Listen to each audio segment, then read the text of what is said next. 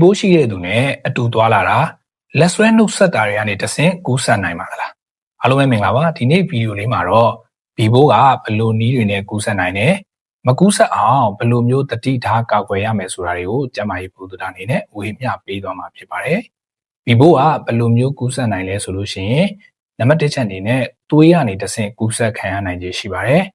ဥပမာဆိုရမယ်ဆိုလို့ရှိရင်ယောဂပိုးရှိတဲ့သွေးသွင်းမိတာမျိုးတွေကနေတဆင့်ကူးစက်ခံရနိုင်ခြေရှိပါတယ်။နောက်တစ်ခုကတော့ယောဂပိုးရှိတဲ့ဒီသူနဲ့ဆေးထိုးအပ်တွေကိုအတူတကွမျှဝေသုံးစွဲတာမျိုးတွေကနေတဆင့်ကူးစက်ခံရနိုင်ခြေရှိပါတယ်။ကျန်းမာရေးဝန်ထမ်းတွေမှာဆိုလို့ရှိရင်တော့ယောဂပိုးရှိတဲ့ဒီဆေးထိုးအပ်တွေခြုံထက်တဲ့အရာတွေကနေတဆင့်မတော်တဆထိခိုက်မိတာမျိုးကနေတဆင့်လည်းကူးစက်ခံရနိုင်ခြေရှိပါတယ်။နံပါတ်2ချက်အနေနဲ့ကတော့ယောဂပိုးရှိတဲ့သူနဲ့အကာအကွယ်မဲ့လိင်ဆက်ဆံမယ်ဆိုလို့ရှိရင်လည်းယောဂပိုးကူးစက်ခံရနိုင်ခြေရှိပါတယ်။နံပါတ်3ချက်အနေနဲ့ကတော့ယောဂပိုးရှိတဲ့မိခင်ကနေတဆင့်လည်းတရေသားကိုကူးစက်ခံရနိုင်ခြေရှိပါတယ်။နံပါတ်4ချက်အနေနဲ့ကတော့ဒီတက်တူးဖိုးထိုးတာနားဖောက်တာစတဲ့နေရာတွေမှာဒီတန့်ရှင်းမှုအားနည်းတဲ့တေချာပိုးသက်မထားတဲ့ပစ္စည်းတွေကနေတဆင့်လည်းကူးစက်ခံရနိုင်ခြေရှိပါတယ်။ဒါပေမဲ့အဲ့လိုပြောလို့တက်တူးထိုးတိုင်းနားဖောက်တာနဲ့တော့ကူးစက်ခံရပြီလို့ဆိုလိုတာမဟုတ်ပါဘူး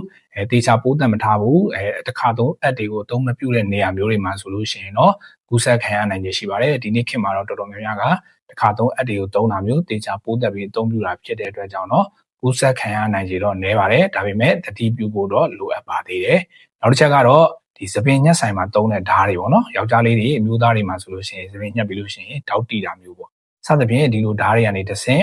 ကူးစက်ခံရနိုင်ခြေလည်းရှိပါတယ်ဥပမာဒါသပင်ညှက်ရင်းနဲ့ပေါ့နော်ဒီသပင်ညှက်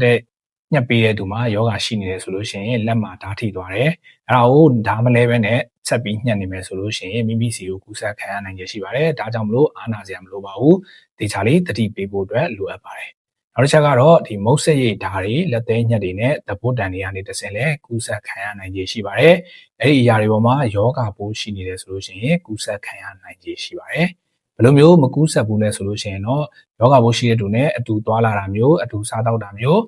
ပွေးဖက်တာမျိုးလက်ဆွဲနှုတ်ဆက်တာတွေကနေတဆင့်တော့ကူးစက်ခံရနိုင်ခြေမရှိပါဘူးအဲ့တော့ကျွန်တော်တို့ကမကူးစက်အောင်ဘယ်လိုမျိုးတတိထားကာကွယ်ရမလဲဆိုလို့ရှိရင်တော့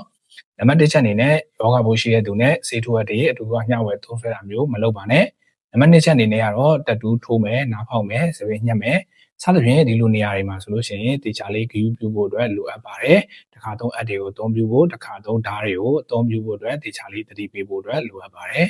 နံပါတ်3ချက်အနေနဲ့ကတော့ဒီမုတ်စိရိတ်ဓာတ်တွေလက်သေးညှက်တွေနဲ့တပိုးတန်တွေကိုမျှဝေသုံးစွဲတာမျိုးမလုပ်ပါနဲ့နံပါတ်4ချက်အနေနဲ့ကတော့လိန်ဆက်ဆံတဲ့အခါမှာအကာအကွယ်အသုံးပြုဖို့အတွက်လိုအပ်ပါတယ်နံပါတ်5ချက်အနေနဲ့ကတော့အတက်နိုင်တဲ့အဆင်ပြေမယ်ဆိုလို့ရှိရင်တော့ဘီဘိုးကာကွယ်ဆေးထိုးထားဖို့အတွက်လိုအပ်ပါတယ်အဲ့တော့ကျွန်တော်အခုဝေမျှပေးခဲ့တာလေးတွေကကိုယ်အတွက်ဘုသူတရတယ်သိပညာတစ်ခုခုရတယ်လို့ထင်ရင် like လုပ်ခဲ့လို့ရပါတယ်တဲပေးခဲ့လို့ရပါတယ်သိချင်တာတွေမေးချင်တာတွေရှိရင်လည်း comment မှာမေးခဲ့လို့ရပါတယ်တခြားသူတွေမိတ်ဆွေတငယ်ချင်းတွေသိရအောင်လည်းဝေမျှပေးခဲ့ကြပါအောင်အားလုံးပဲကျမ်းမာသောခန္ဓာချမ်းသာသောဘဝတွေကိုပိုင်ဆိုင်နိုင်ကြပါစေနောက်ဗီဒီယိုတွေမှာပြန်တွေ့ပါမယ်ကျေးဇူးပါ